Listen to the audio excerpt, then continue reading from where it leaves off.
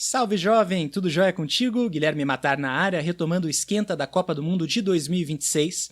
E o tema da vez aqui na série são os Países Baixos. Vou falar um pouco da seleção neerlandesa, que jogou a Copa de 1978 na Argentina.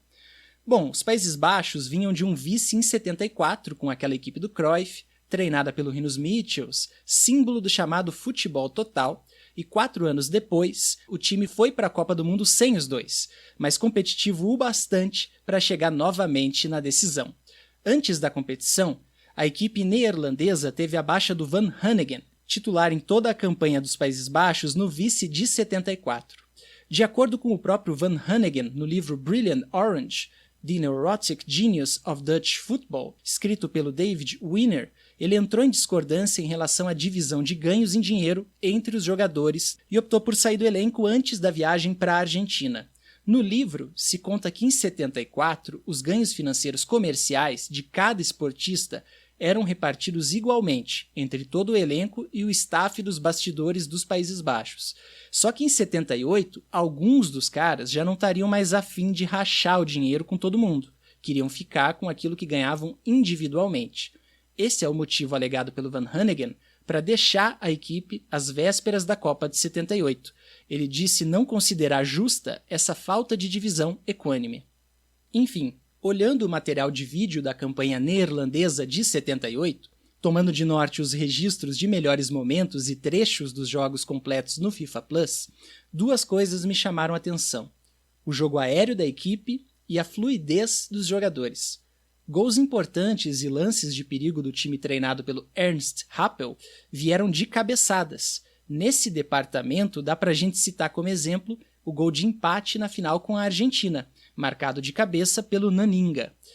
E sobre a fluidez de posicionamento, olha só, de tudo que eu cheguei a ver até aqui para fazer a série, esse time dos Países Baixos de 78 era o mais fluido na movimentação.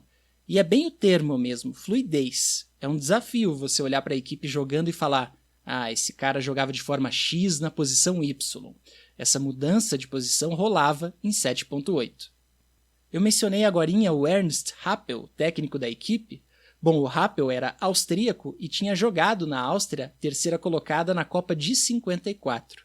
E ele também tinha encarado o Brasil como jogador na Copa de 58.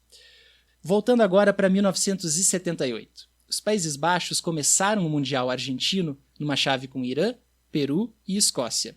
Venceram o Irã por 3-0 na estreia e depois empataram sem gols com o Peru. No primeiro jogo, o Irã teve um contra-ataque de grande perigo quando estava 0-0, mas não aproveitou. E os Países Baixos chegaram até a vitória com 3 gols do Hensenbrink, 2 de pênalti e 1 de cabeça. Aliás, tem essa curiosidade: o Hensenbrink seria o artilheiro neerlandês na Copa, com 5 gols no total, e 4 dos gols dele seriam feitos de pênalti ao longo da campanha na Argentina. Após o empate com o Peru na sequência por 0-0, o time foi encarar a Escócia na terceira rodada da primeira fase. E num dado momento, a Escócia chegou a estar ganhando de 3-1 dos Países Baixos. Com um golzinho a mais, ela passaria a laranja na tabela.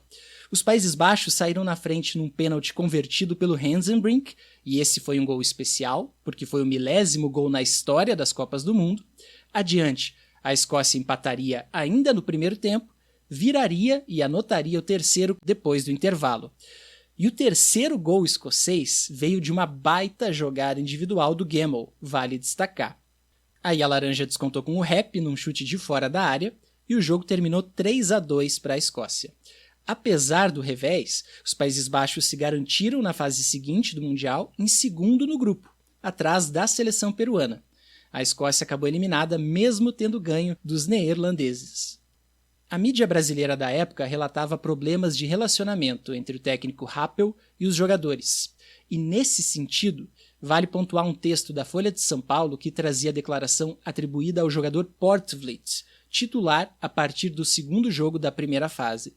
Nesse texto, o Poortvliet diz o seguinte, abre aspas, ele não conversa com a gente. Disse-me que ia jogar contra o Peru, mas não me falou a posição, nem tampouco a função. Só uns minutos antes de começar o jogo é que me informou de que eu atuaria na defesa. Mesmo assim, sem definir direito o meu papel. Fecha aspas.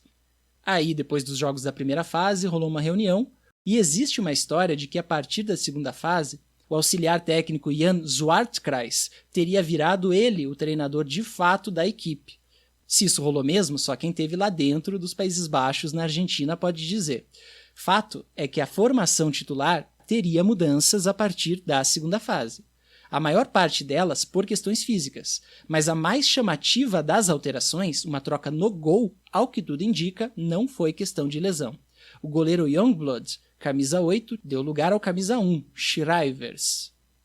A segunda fase da Copa era jogada em grupos. A Copa tinha começado com 16 times ao todo, e os 8 sobreviventes da primeira fase foram repartidos em 2 novas chaves de 4, na etapa seguinte. O campeão de cada nova chave avançava para fazer a final e o vice ia disputar o terceiro lugar. Os Países Baixos entraram num grupo com Áustria, Alemanha Ocidental e Itália e estrearam na nova etapa goleando os conterrâneos do técnico Happel por 5-1. Nesse jogo, o Rep marcou 2 vezes. A Áustria teve oportunidades quando ainda estava 1-0 para os neerlandeses, mas os Países Baixos já foram para o intervalo ganhando de 3-0 e consolidaram a goleada de 5-1 no segundo tempo. Na rodada seguinte, foram pegar a Alemanha Ocidental num jogo que reeditava a final da Copa anterior. E as 2 seleções também podiam ter feito a final da Eurocopa de 76, no meio do caminho. Ambas chegaram até a semi no torneio europeu, só que os Países Baixos acabaram caindo para os futuros campeões tchecoslovacos um dia antes da Alemanha passar pela Iugoslávia e ir para a decisão. Nesse embate de 78 com os alemães, o Arnaldo César Coelho foi bandeirinha, e 10 dos jogadores que entraram em campo remanesciam da final da Copa de 7.4. Eram eles: Sepp Maier, Votz, Bonhoff e Heusbein pela Alemanha Ocidental, e Kroll, Janssen, Hahn, René van de Kerkhoff, Hensenbrink e Hepp pelos Países Baixos. E o próprio árbitro era remanescente da decisão da Copa passada.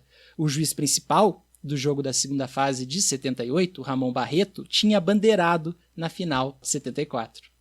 Enfim, nesse reencontro, os alemães chegaram a estar 2 vezes na frente, mas os neerlandeses foram buscar e o duelo terminou 2-2.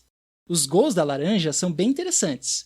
No primeiro, o goleiro Sepp Maier aparentemente imaginou que o chute de longe do Hahn ia para fora e, em vez de se atirar na pelota, ele só acompanha a trajetória. Foi um chute bem no canto e acabou entrando naquele ladinho direito da meta do Maier. Já no segundo gol, feito pelo René van de Kerkhoff, camisa 10, um jogador alemão tenta interceptar a finalização como se fosse um goleiro. Ele até encosta com a mão na bola, mas não evita o tento neerlandês, que fecha o placar em 2 patinhos na lagoa. O Naninga foi expulso já no fim do jogo, e detalhe curioso, o Sepp Maier não tinha levado gol até ali no Mundial. O último gol que ele tinha levado em Copas tinha sido, aliás, o gol neerlandês na decisão de 74, vencida pelos alemães ocidentais por 2-1. Na última rodada da segunda fase de grupos, os Países Baixos pegaram a Itália, numa partida que foi meio que como uma semifinal, e venceram por 2-1 de virada. A Itália abriu o marcador na primeira etapa e depois a laranja virou com 2 arremates de fora da área. Veja que o time fez um número considerável de gols chutando de fora ao longo daquela Copa. O primeiro gol do jogo foi dado oficialmente como contra do Brandts, na tentativa de evitar uma finalização iminente que o jogador italiano, que parece ser o Bétega na jogada, ia fazer. Só que a minha impressão é a de que o Bétega toca por último nessa bola, e que esse toque do Bétega é o que faz a bola entrar.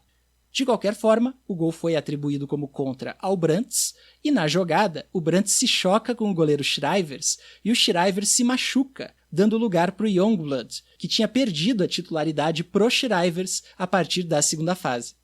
Os Países Baixos encerram a segunda fase na liderança do grupo, com a Itália em segundo, então lá foi mais uma vez o país neerlandês para a final da Copa, sua segunda decisão seguida em mundiais. E, curiosamente, era a segunda decisão contra o país que servia de anfitrião. A Alemanha Ocidental tinha sido a sua adversária em 74, era a dona da casa, e agora, em 78, o time alaranjado ia encarar a Argentina, anfitriã dessa Copa. Com o Youngblood de volta ao gol, a equipe saiu atrás da Argentina no primeiro tempo da decisão, conseguiu empatar já com o jogo se encaminhando para o fim, de cabeça com o Naninga, E aos 45 do segundo tempo, os Países Baixos tiveram a bola que podia ter-lhes garantido o título inédito. Num lançamento longo para a área da Argentina, o goleiro Fidjol saiu para tentar evitar um potencial perigo adversário, o Hansenbrink finalizou e a bola bateu na trave direita do gol do Fidjol. O jogo terminou empatado por 1-1 no tempo normal e na prorrogação a Argentina venceria por 3-1. Conquistando sua primeira taça, enquanto os neerlandeses ficavam novamente no quase, num embate em que o Arnaldo César Coelho teve envolvido de novo num jogo do selecionado laranjado, dessa vez como quarto árbitro da final de 7.8. Essa final teve ainda o incidente do Passarella, capitão argentino, com o René van de Kerkhoff antes da bola rolar. O Passarella demonstrou ali um incômodo com um gesso que o van de Kerkhoff usava para proteger uma lesão e tal. Segundo o livro Brilliant Orange, a Argentina já tinha entrado 5 minutos depois que os Países Baixos no gramado, feito a seleção europeia esperar um pouquinho, receber vaia do estádio em Buenos Aires, e aí teve mais o lance do gesso. A situação, enfim, acabou sendo contornada.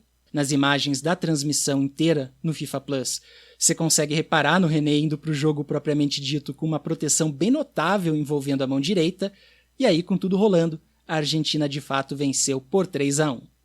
É isso, jovem, isso que eu queria mencionar sobre a campanha dos Países Baixos na Copa do Mundo de 1978, quando chegaram ao vice-campeonato, tendo 4 jogadores titulares no campeonato inteiro, nos 7 jogos. Seriam eles o Krol, capitão, os irmãos gêmeos René e Willy van de Kerkhoff, titulares juntos na competição toda, olha só, e o Hansenbrink, artilheiro da equipe no certame com 5 gols no total. Um abraço, até a próxima.